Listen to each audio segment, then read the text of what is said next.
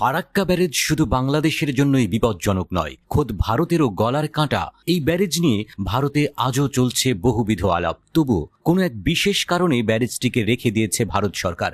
একে অনেকেই তুলনা করছে নিজের নাক কেটে পরের যাত্রা ভঙ্গ করার মতোই ঘটনার সাথে।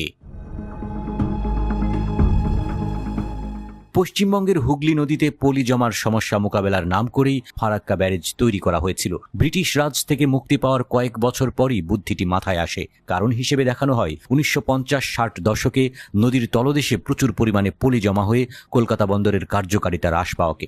এই সমস্যা সমাধানের লক্ষ্যে গঙ্গা নদীর উপর 1961 সালে ফারাক্কা ব্যারেজ নির্মাণ শুরু হয়, যা শেষ হয় 1975 সালে। ব্যারেজটির মূল উদ্দেশ্য ছিল গঙ্গার শাখা নদী ভাগীরথীর পানি প্রবাহ বাড়ানো, যাতে নদীর নাব্যতা বজায় থাকে এবং কলকাতা বন্দরের কার্যকারিতা পুনরুদ্ধার হয়।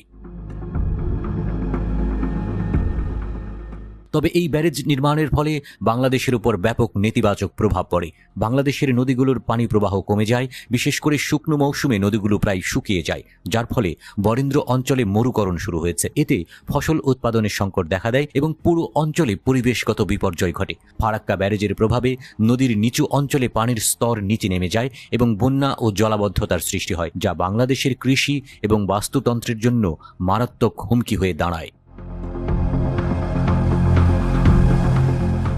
এই সমস্যাগুলো নিয়ে দীর্ঘদিন ধরে বাংলাদেশে আলোচনা হলেও 2016 সালে বিহারের মুখ্যমন্ত্রী নীতিশ কুমার এই ইস্যুটি নতুন করে উত্থাপন করেন।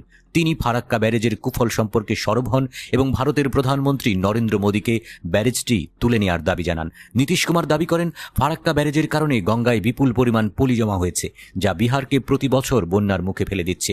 যদিও তিনি বাংলাদেশের ক্ষতির বিষয়টি রাজনৈতিক কারণে সরাসরি উল্লেখ করেননি।